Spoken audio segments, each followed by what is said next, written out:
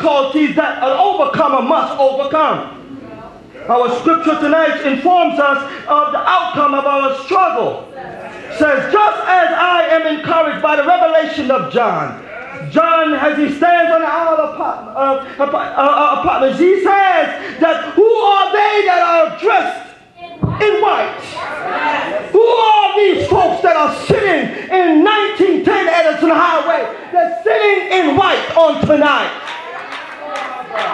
Who are these folks that have gathered in this house on such a time as this? Who are they?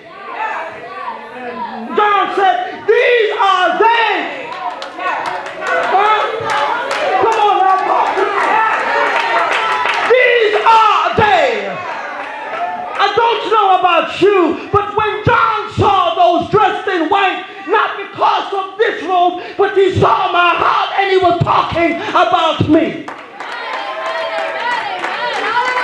Oh, y'all don't believe this thing. I hope it didn't come for me to convince you who you are. Because you should know that John was talking about you. If John's not talking about you, then you've got a problem.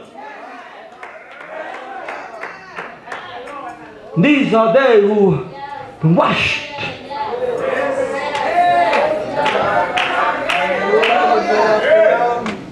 John also tells us in the scripture, as he talks about our tonight's subject matter, he looks across the way and he saw that many of us have gone through some issues and some of us have gone through some struggles. And John said, these are they who overcame.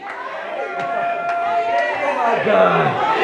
That simply means is that everything isn't going all right for you, that everything isn't peaches and cream, that you've got some hard days and you've got some struggle. Some children are acting a mess and some husbands and wives are acting a mess and the job is a mess and your neighbors are a mess, but you're still coming anyway. Oh my God. Oh, Lord Jesus. See, I came to preach a word tonight. I really didn't think I had to come and convince you who you are. Because if anybody should know you better than anybody, it should be yourself. And if you know you are an overcomer, just wave your hands in the air. Come on now.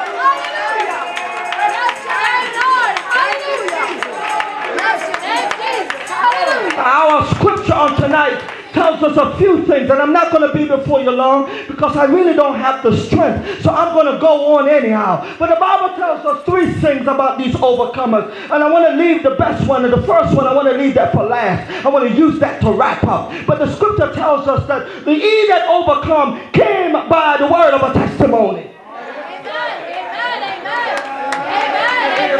You see, my brothers and my sisters, I'm not trying to bust your bubble, but you see, everything we stand around and say we're testifying about is not really testimony. It is actually last year's story.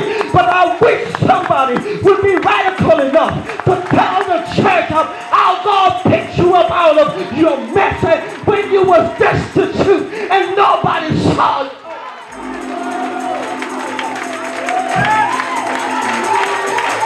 Do you remember the time when you were strung out on drugs? Do you remember the time when you couldn't put the Jack Daniels bottle down? When every party you was invited to, every social you were invited to, every gathering you were invited to.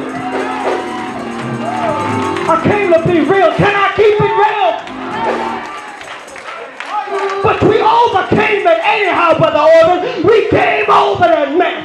They didn't think we would be saved, but look at me now.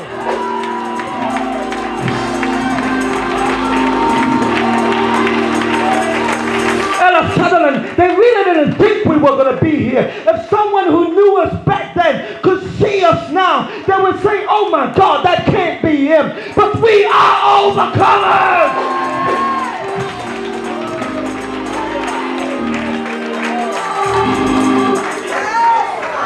See, it's by the word of my testimony then that I overcome the Satan's deception. Knowing and remembering the work of God in my life protects me against Satan's deceptions. Amen. So as a faithful witness, I have to